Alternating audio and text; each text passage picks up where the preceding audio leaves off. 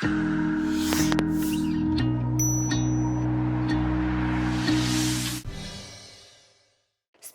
by Tata 407 mini truck. सन्तानको विश्वास आमा, आमाको विश्वास गरिमा, गरिमा विकास बैंक, एक्सेस टु ऑल।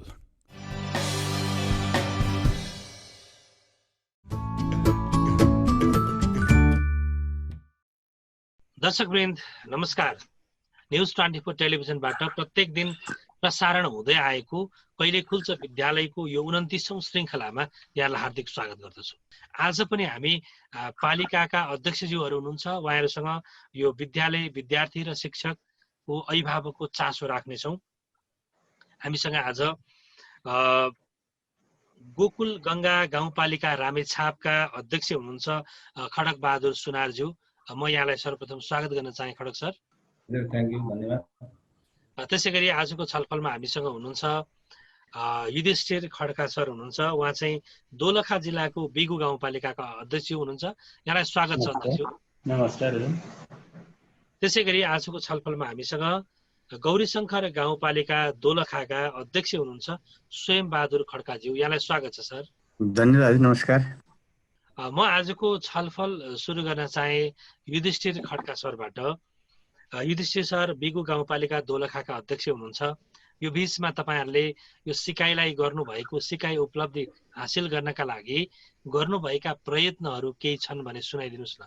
हामीले बिगु गाउँपालिकामा यो कोरोना भाइरसको कारणबाट लथालिङ्ग भएको शिक्षा प्रणालीलाई सहज तरिकाले अब सञ्चालन गर्नुपर्छ, सहजीकरण गर्नुपर्छ भनेर हामीले भदौ 1 गतेदेखि नै सुरु गर्ने भनेर शिक्षकहरू, हामी कहाँ अधिकांश शिक्षक साथीहरू करिब 50 जना जति तराईवासी हुनुहुन्छ, उहाँहरूलाई झिकाएर क्वारेन्टाइनमा राखेर अनि विद्यालयमा पठाउन हामीले खोजेको। तर शिक्षकहरू ल्याउने क्रममा केही शिक्षकबाट कोरोना पोजिटिभ देखियो र त्यो सम्भव भएन। गाउँमा पनि अलिकति हामी कहाँ एउटा सिङ्गकी भन्ने बजार छ, त्यहाँ कोरोना भाइरस पोजिटिभ देखेपछि हामीले तत्काल सुरु गर्न सकेनौँ। अब चाहिँ हामीले वैकल्पिक सिकाइ प्रणालीद्वारा भए पनि केही शिक्षा चाहिँ दिनुपर्छ विद्यार्थीलाई भनेर हामीले यो भदौको अन्तिममा कार्ययोजना शिक्षकलाई पेश गर्ने भनेर भनेका छौँ। बाहिरबाट आउने शिक्षक हामीले झिकाइसकेका छौँ र असोज 1 गतेबाट हामीले यो वैकल्पिक सिकाइद्वारा चाहिँ विद्यार्थीलाई सिकाउनुपर्छ भनेर हामीले यसरी सुरु गर्न लागेका छौँ। म स्वयं बहादुर खड्का सर हुनुहुन्छ, गौरीशङ्कर गाउँपालिकाका अध्यक्ष हुनुहुन्छ। म यहाँतिर जान चाहे, तपाईहरुले गरेका प्रयत्न केही छन् भने सुनाइदिनुस् स्वयं सर। विद्यार्थी पुरै कलम र कापी लिएर बसिरहेको अवस्थामा 81 लकडाउन हुँदा विद्यार्थीहरूको आत्मालाई अथवा आत्मबललाई दह्रो गर्न निम्ति गाउँपालिकाले आफ्नो घर फर्काउनसम्म विद्यालयले पालिकाले सहयोग गर्यो। त्यस पछाडि अलि माहौल अलि बढी चाहिँ कोरोना भाइरसको चाहिँ बिबिकी भइरहेको अवस्थामा हामी सबै तहस नहस भयौँ। जहाँ अलिक केही कन्ट्रोल भइसकेपछि नेपाल सरकारकै शिक्षा मन्त्रालय अन्तर्गतै हामीलाई चाहिँ विद्यार्थी भर्नाको अभियान र प्लस घर घरमा किताब वितरणको अभियान आयो। हामीले त्यो गाउँपालिका भरि नै शिक्षक साथीहरू र शिक्षक हाम्रा चाहिँ शिक्षक विभागका प्रमुख सहितको संयोजकतामा हामीले विद्यालयमा किताब बाँड्ने कुरा र उहाँहरूलाई चाहिँ त्यो काम गर्यौँ। यसकै बिचमा हामीले एउटा विद्यालय मार्फत चाहिँ क्लस्टरको एउटा व्यवस्थापन गरेर होम चाहिँ एउटा शैक्षिक ढङ्गले चाहिँ एउटा पुग्ने र विद्यार्थीहरूको चाहिँ टोल टोलमा टिचरहरू पठाएर पनि उहाँहरूलाई चाहिँ होमवर्क दिएर अलिकति विषयवस्तु मिलाएरै भए पनि काम गर्ने कोसिस गर्यौँ। हामीले सबै विद्यालय झनै सञ्चालन गर्नमा हामी पालो पालो सञ्चालन गर्ने हामी अवस्थामा थियौँ। हामीले विद्यालयलाई बोलायौँ। सरकारको नीति एकातिर हुँदा पनि हामीले विद्यालयमा विद्यार्थीलाई पालो पालो सामूहिक दूरी कायम गरेर क्लास 8, 9 अथवा 10 लाई पनि पालो गरेर बोलाउने काम गर्यौँ। तर हामीलाई विडम्बना चाहिँ हामीलाई चाहिँ उल्टो एउटाका चाहिँ आलोचना आयो अथवा हामीलाई चाहिँ सुरु गर्यो भन्दा त्यसपछि हामीले फेरि निर्देशलाई इकाइ समिति निर्देशनमै विद्यालय सबैलाई बन्द गर्ने काम गर्यौँ। त्यसो गर्दा फेरि भयङ्कर ढङ्गको चाहिँ हामीलाई अलि आक्रोशित ढङ्गले 15-16 जना मान्छे सङ्क्रमण देखा पर्दा विद्यार्थीहरूलाई र शिक्षक र अभिभावकलाई हामीले गाउँ अथवा विद्यालय गर्यौँ। 14 दिन क्वारेन्टाइन राखेर अगाडि सुरु गर्ने काम गर्यौँ। तर फेरि शिक्षा चाहिँ बन्द गर्नुपर्छ भन्ने ढङ्गले थियो। जहाँ नेपाल सरकारले लिएको नीति थियो, जहाँ चाहिँ 4वटा अल्टरनेटका शिक्षा कुरा थियो, त्यो चाहिँ गौरीशङ्कर गाउँपालिकामा भौगोलिक हिसाबले हरेक कुराको दृष्टिकोणले हामीलाई यहाँ रेडियोको कुरा, अनलाइनका कुरा, टिभीका यी कुराहरू चाहिँ हाम्रो पालिकामा कुनै सुइटेबल हुने खालको अवस्था थिएन। त्यसो हुँदा अहिले पनि अब हामी आशा छ यो गाउँपालिका हामी निकटतम भविष्यमा कोरोना मुक्त गाउँपालिका घोषणा गरेर सबै शिक्षक साथीहरूलाई विद्यालयमा कमसे कम चाहिँ विद्यार्थीहरूको भविष्य यहाँ चाहिँ अहिले हेर्ने हो भने 28 विद्यालय छ, 400 हामीसँग 214 जना शिक्षक साथीहरू हुनुहुन्छ, 3800 विद्यार्थी हुनुहुन्छ। त्यसो अहिले जहाँ आर्थिक रूपमा पछि पर्यो होला, जहाँ हरेक कुरामा पछि परे पनि शैक्षिक रूपमा विद्यार्थीको अस्तव्यस्त अवस्था छ, उहाँहरू चिन्तित हुनुहुन्छ, बारम्बार फोन गर्नुहुन्छ। त्यसो भएकोले नेपाल सरकारले जुन नीति अवलम्बन गर्दछ तत्काल गाउँपालिकाले अब केही न केही खालको चाहिँ अहिले हामीलाई स्थानीय सरकारलाई जिम्मा दिएको केही यदाकदा हामीलाई समाचार आएको छ। त्यसो भएकोले भौगोलिक हिसाबले हामी सामूहिक दूरी कायम गर्दै स्वास्थ्यको मापदण्ड बढाउँदै अब विद्यार्थीहरूलाई असोजको पहिलो हप्ता न दोस्रो हप्ताबाट भए पनि विद्यालयसम्म ल्याएर भने शिक्षालाई बढाउन भन्ने गाउँपालिका शिक्षा समितिको बैठक राखेर अगाडि बढाउन लागि गाउँपालिका तयार छ। म गोकुल गङ्गा गाउँपालिकाका अध्यक्षज्यूतिर जान चाहे। खडक बहादुर सुनुवारज्यू हुनुहुन्छ। यहाँहरूले गरेका गोकुल गङ्गा गाउँपालिकाले गरेका यो बीचमा प्रयत्न के छन्, जुन बालबालिका विद्यार्थीहरूले मनैदेखि अनुभूत गर्ने त्यस्ता खालका केही प्रयास भएका छन्? अध्यक्ष सुनाइदिनुहोस् न। हाम्रो गाउँपालिका भित्र रहेका 7 मावि र अन्य आधारभूत विद्यालयहरू छन्। ती आधारभूत झन्डै 2000 को संख्यामा विद्यार्थीहरू छन् हामीसँग र उनीहरूको भविष्यको बारेमा के गर्न सकिन्छ भन्ने हामी सोच चाहिँ छँदै रह्यो। तर यो कोभिड-19 को कारण जसरी झन् फैलिँदै गयो, झनै समस्याहरू जकटिँदै गयो, झनै सङ्कटहरू आइरहेको अवस्था छ। र पहिलो चाहिँ हामीले वैकल्पिक शिक्षाको रूपमा के गर्न सकिन्छ भन्ने सन्दर्भमा हामीसँग हाम्रो गाउँपालिका भित्र चाहिँ सबैतिर इन्टरनेटको पहुँचहरू छैनन्, टेलिभिजनको पहुँचहरू छैन र रेडियो पनि सबैतिर सुन्न सक्दैन। र तैपनि हामी जिरी एफएम मार्फत हामीलाई फास्ट नेपालको हाम्रो सहकार्यमा सहयोगमा हामीले वैकल्पिक शिक्षा हामीले सञ्चालन गरिरहेको छ र त्यसले केही हदसम्म विद्यार्थीहरूलाई सेवा त पुगिरहेको छ। र खासै अहिले विद्यार्थीहरूले त्यो अब रेडियोहरू भयो, टिभीहरू भयो, यस्ता चिजहरूलाई त्यति ध्यान दिइरहेको मैले महसुस गरेको छैन। भारतबाट मेरो गाउँपालिकामा धेरै मान्छेहरू चाहिँ भारततिर रोजगारको लागि जानुहुन्छ र रोजगारबाट चाहिँ उहाँहरू अब दसैँ तिहारको मान्न पनि मित उहाँहरू फर्किँदै हुनुहुन्छ। र अहिले पनि हामीसँग के अरे 19 जना मान्छेहरू चाहिँ हाम्रो भारतबाट आउने मान्छेहरू हाम्रो क्वारेन्टाइनमा छ र तत्कालै झन्डै 50-60 जना मान्छेहरू भारतबाट फेरि यहाँ आउने, गाउँपालिकामा आउने भन्ने खालको खबरहरू आइरहेको छ। त्यसो भएको हुनाले अहिलेको त्यो जुन भारतमा जुन सङ्क्रमितको अवस्थाहरू देखिएको छ दिनमा लाख चान्चुनको हाराहारीमा, त्यसले गर्दा हामीलाई अझ डर भइरहेको अवस्था छ। र यो वैकल्पिक शिक्षालाई अझ कसरी लान सकिन्छ भन्ने सन्दर्भमा अब गाउँपालिकाले शिक्षा क्षेत्रलाई केन्द्रीय सरकारले थप यो हामीलाई अधिकार प्रत्यार्जन गरेर धन थप पठाइदिएको छ र त्यसबाट हामी के चाहिरहेको छौँ भने अब हामी के पठाइदिएको छ, थप अधिकार के छ अध्यक्ष? तपाईँको चाहिँ नि कार्यविधि बनाएर पठाइदिएको छ र तपाईँको चाहिँ अब वैकल्पिक शिक्षाहरू माध्यम हुन सक्छ या भाइरसको चाहिँ नि अब कम हुँदै जान सक्छ। पर्सिको दिन आइतबार शिक्षाको चाहिँ शिक्षक गुरुहरूलाई पनि बोलाएर शिक्षाको बारेमा अब कसरी जान सकिन्छ भन्ने छलफल गर्ने मैले सोचाइरहेको छु र शिक्षा समितिको मिटिङ राख्न पनि चाहिरहेको छु। त्यसलाई हामीले के सोच्दैछौँ भनेदेखि टोलमा एउटा मापदण्ड खडा गरेर, मापदण्ड तयार गरेर हामी किताब पनि वितरण गरिसकेका छौँ, भर्ना पनि गरिसकेका छौँ। यो दुईटै काम सम्पन्न भइसकेको छ र टोलमा एउटा मापदण्ड खडा गरेर गर्न सकिन्छ कि भन्ने खालको एउटा हाम्रो जुन गाउँपालिकाको सोचाइ छ र अहिले तत्कालै भन्न सकिने अवस्था चाहिँ छैन। म दोस्रो चरणमा छलफल गर्न चाहे। अब म स्वयंबहादुर खड्काज्यूबाटै सुरु गर्न चाहे।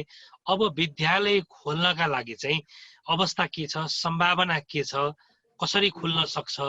अब हाम्रो कुरा के हो भने अहिले हामी चैतदेखि ठ्याक्कै अब समयले हेर्ने हो भने हामी 6 महिना पार गरिसक्यौँ। जहाँ शैक्षिक क्षेत्रमा यो बेलामा अर्धवार्षिक परीक्षाको पेरिफेरीमा आउने बेला भइसक्यो। तर अहिले यो देशकै यत्रो चाहिँ एउटा चाहिँ यो भयानक खालका चाहिँ एउटा महामारी गर्दा मान्छे पहिला बाँच्नुपर्छ भन्ने ढङ्गले लाग्दा यो भएको छ। र अहिले यही 6 महिनामा नि हामीलाई कदा कहिलेकाहीँ तुरुन्तै बन्द गर्ने, फेरि तुरुन्तै खोल्नुपर्छ भन्ने, फेरि तुरुन्तै चाहिँ महामारीको चाहिँ प्रकोप बढे पछाडि फेरि ब्याक गर्नुपर्छ भन्ने विषयले पनि अलिकति हामीलाई घर गरेको छ। अघि तपाईँले एउटा कुरा महत्त्वपूर्ण गर्नुभयो, हामीले पहिला विद्यालय खोल्यौँ अनि धेरै आलोचना भयो अनि हामी बन्द गऱ्यौँ भन्नुभएको छ। ती आलोचना कस्ता थिए? सम्भवतः पहिला दोलखा जिल्लामै हामीसँग एउटा पनि मान्छेहरू थिएनन्। त्यस पछाडि हामीले कमसेकम हाम्रो पालिका पनि केही कुराहरू थिएनन्। त्यसो नभए पछाडि हाम्रो स्कुलै, हाम्रो गाउँै अहिलेको राज्यको साँच्चै हेर्ने हो भने सामूहिक दूरी कायम गरे बसेको घरहरू छन्, सामूहिक दूरी कायम गरेका विद्यार्थीहरू छन्। किनभने भूगोल एकदम चाहिँ टाढा टाढा छ, बस्ती छ, यति दुर्गम ठाउँ छ। कहीँ अहिले मैले यहाँ भन्दा विद्यार्थी एकदम थोरै छन्, तर भूगोल एकदम टाढा भएकोले पनि उहाँहरूले स्कुल सञ्चालन गर्नु परेको छ। कहीँ 15-16 जना विद्यार्थी पनि हुनुहुन्छ, त्यो ठाउँ स्वतन्त्र छ, त्यहाँ चाहिँ कोही अप एन्ड डाउन गर्दैनन् भने त्यस ठाउँमा त जहिले पनि मान्छेको ती उठबस हुन्छ।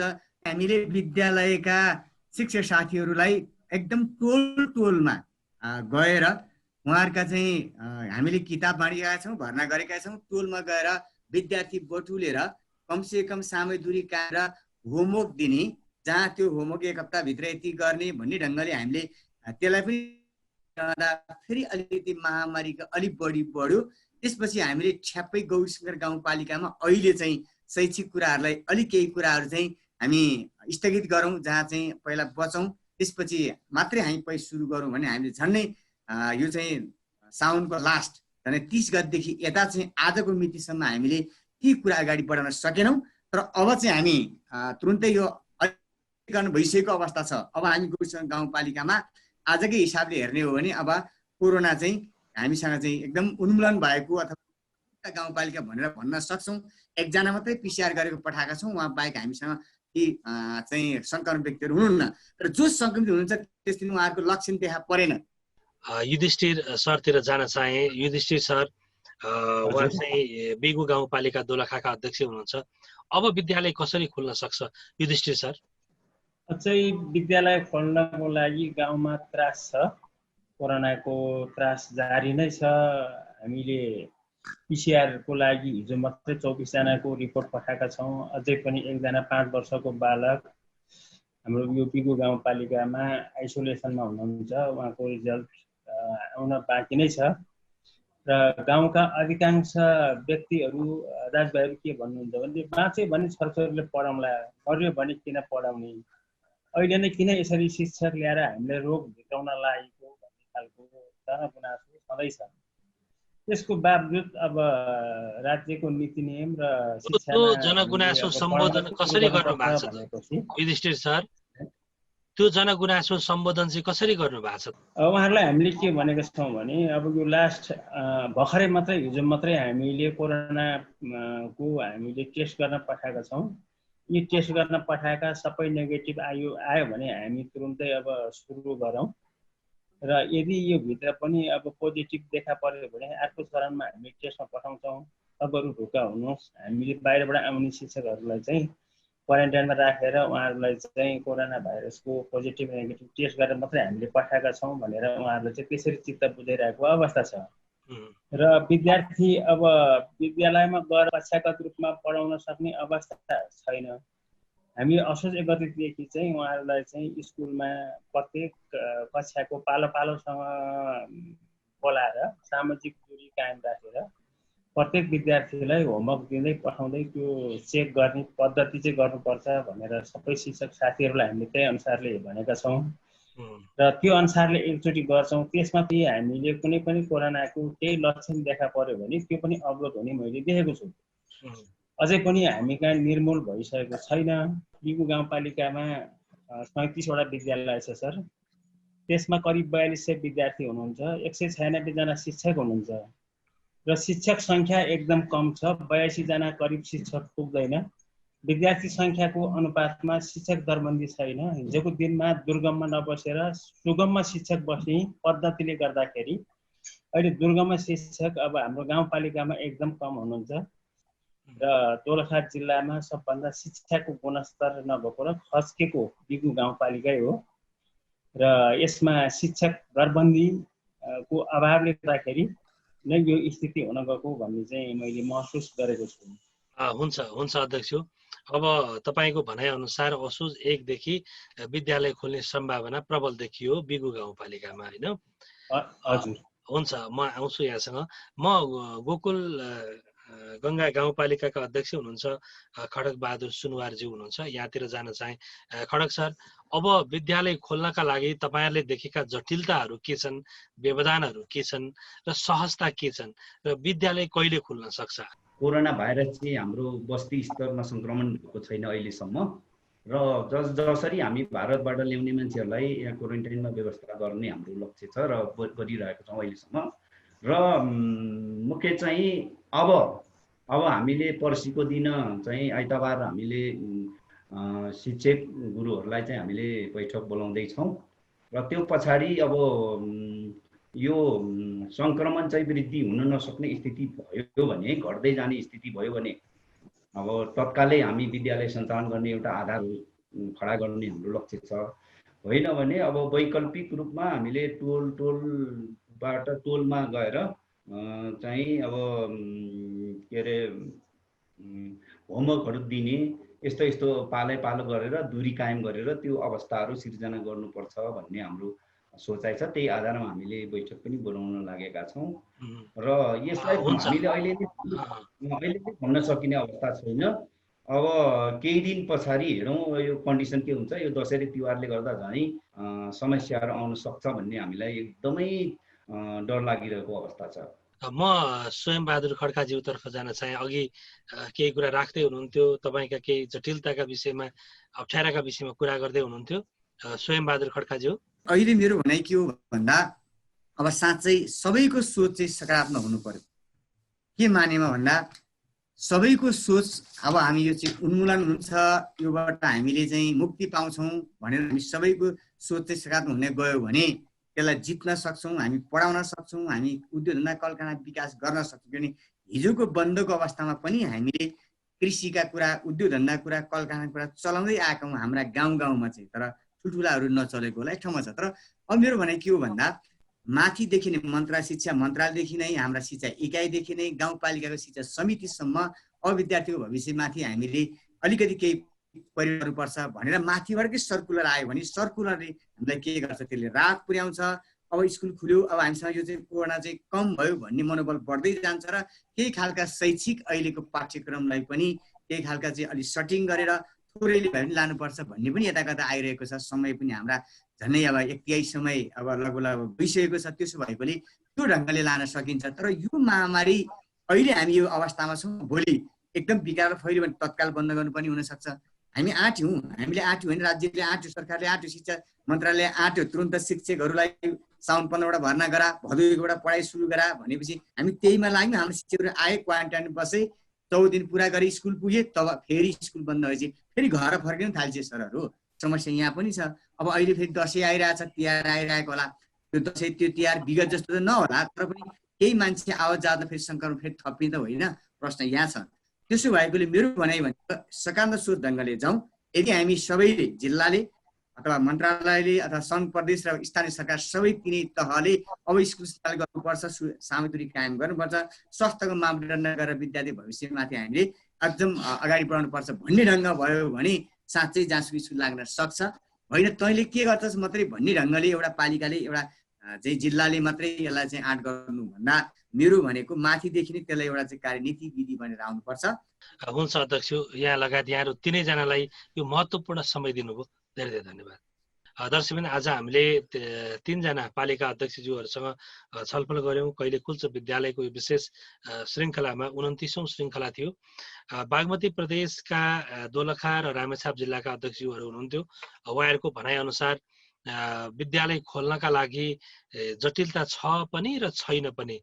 जटिलता यसकारण छ, एकातिर हिजोदेखिका विद्यार्थीको अनुपातमा शिक्षकहरूको अभाव र सँगसँगै सुगममा मात्र बस्ने शिक्षक दुर्गममा नजाने कारणले गर्दाखेरि एकातिर शिक्षकको अभाव छ, अर्कोतिर टोलमा गएर पढाउँदाखेरि चाहिँ शिक्षक अभाव प्रत्यक्ष रूपमा देखिएको छ।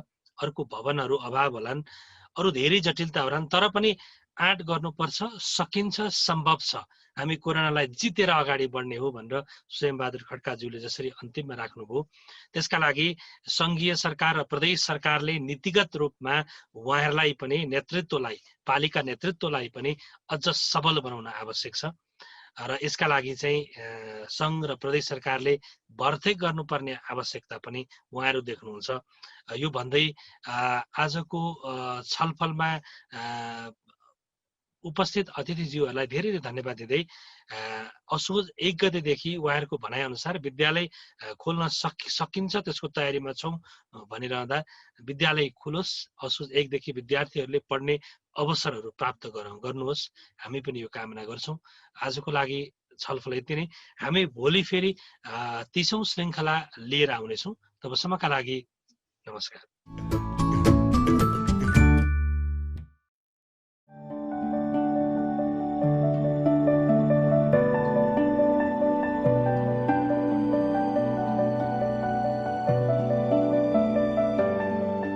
यौन तथा प्रजनन स्वास्थ्य अधिकार भनेको मानव अधिकारको एउटा प्रमुख अङ्ग हो। विभिन्न किसिमका अपाङ्गता भएको व्यक्तिहरूमा पनि यौन तथा प्रजनन स्वास्थ्यको आवश्यकता चाहिँ धेरै परेको हुन्छ। उनीहरूको चाहिँ यौन तथा प्रजनन स्वास्थ्यको आवश्यकता पनि परिपूर्ति गर्नको लागि चाहिँ नेपाल परिवार सङ्घले भ्यास्टोरिक्टो उहाँहरूको सहयोगमा हामीले 2019 देखि कार्यक्रम लागू गरिरहेका छौँ। जब नेपालमा लकडाउन भयो यो कोरोना भाइरसको कारणले गर्दाखेरि हाम्रा पनि धेरै जसो सेवा केन्द्रहरू बन्द भएको थियो, तर 1 हप्ताभित्रै नै हामीले हाम्रो सम्पूर्ण क्लिनिकहरूमा चाहिँ यौन तथा प्रजनन स्वास्थ्यका न्यूनतम सेवाहरूलाई चाहिँ हामीले सुचारू ढङ्गबाट अघि बढायौँ। अपाङ्गता भएको व्यक्तिहरूले हुनुहुन्छ भने पनि हाम्रो सेवा केन्द्रसम्म आउनुहोस्।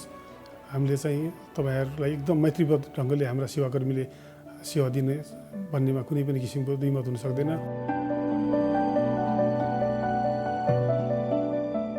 यौन तथा प्रजनन स्वास्थ्य अधिकारको सवालमा संविधानले पनि मौलिक हकमा यसको व्यवस्था गरेको छ। त्यसमा पनि महिलाहरूको अधिकारलाई चाहिँ अझै बढी जोड दिएको अवस्था छ।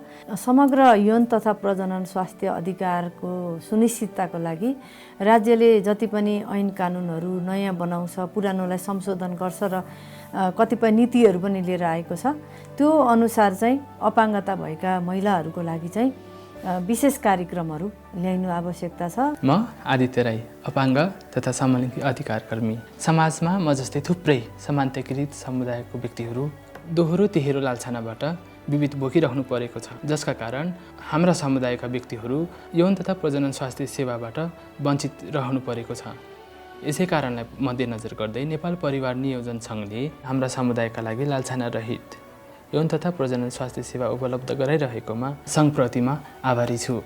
साथै निःशुल्क यौन तथा प्रजनन स्वास्थ्य सेवाको लागि नेपाल परिवार नियोजन सङ्घको केन्द्रीय क्लिनिक पुल्चोक ललितपुर तथा शाखा केन्द्रहरूमा सम्पर्क गर्नु हुन समेत अनुरोध गर्दछु। सङ्घले आफ्नो सेवा केन्द्र मार्फत लान्छना र भेदभाव रहित निःशुल्क अपाङ्ग मैत्री यौन तथा प्रजनन स्वास्थ्य सेवा उपलब्ध गराउँदै आइरहेको छ। सङ्घले यौन तथा प्रजनन स्वास्थ्य सेवामा उनीहरूको सहज पहुँच वृद्धिका लागि नेपाल सरकारका विभिन्न निकायहरू तथा यस क्षेत्रमा कार्यरत अन्य सरोकारवालाहरूसँग समन्वय गर्दै जसोसुकै विपद अवस्थामा पनि आफ्नो सेवाहरू निरन्तर प्रदान गर्दै आइरहेको छ। सेवा केन्द्रसम्म पुग्न नसक्ने अवस्थाका सेवाग्राहीहरूलाई समुदायमा नै सेवा पुर्याउन सङ्घ प्रतिबद्ध छ। यौन तथा प्रजनन स्वास्थ्य सेवा तथा जानकारीका लागि हेल्पलाइन नम्बरहरू 166001 4530मा सम्पर्क गर्न हुन हामी सबैमा अनुरोध गर्दछौँ। अपाङ्गता भएका महिला र बालिकाहरूको पनि अरू महिला र बालिकाहरू सरह प्रजनन स्वास्थ्यको अधिकार हुन्छ। अझै पनि राज्यद्वारा कानुन र कार्यक्रमहरूको कार्यान्वयनबाट यसलाई सम्बोधन गर्न सकिरहेको अवस्था छैन। नेपालको विभिन्न अस्पतालहरूमा पनि यो सेवाहरू प्राप्त गर्न सकिन्छ, तर त्यो संरचना अहिले हाल सबैतिर उपलब्ध नभएको अवस्थामा एपानका क्लिनिकहरूमा, एपानको केन्द्रीय कार्यालय र एपानको यो काठमाडौँ जिल्ला कार्यालय जुन कोटेश्वरमा छ, त्यहाँबाट उहाँहरूले यो सेवा प्राप्त गर्न सक्नुहुन्छ। म चाहिँ अहिले फ्यामिली प्लानिङ एसोसिएसन अफ नेपालमा एज अ पियर एजुकेटरको रूपमा छु। म र मेरो साथीहरू हामी मिलेर basically sexual and reproductive health rights plus sexual and reproductive health सर्भिसको लागि हामीले चाहिँ अहिले अवेरनेसहरू रेज गर्ने, साथीहरूलाई केही समस्या परेको खण्डमा यहाँ एफएनको क्लिनिकहरू छ, वाइड स्प्रेड छ ओभरअल नेपालमा डिफ्रेन्ट डिस्ट्रिक्ट्सहरूमा यहाँको ब्रान्चहरू छ। सो त्यसको थ्रुबाट चाहिँ हामी उहाँहरूलाई सर्भिसेसहरू प्रोभाइड गर्न पनि हेल्प गर्छौँ। केही अप्ठ्यारो गाह्रो परेको छ भने हजुर निर्धक्क भएर एफएनको सेन्ट्रल ब्रान्च ललितपुरमा रहेको छ भने यसको भ्याली ब्रान्च चाहिँ हाम्रो जडीबुटीमा छ।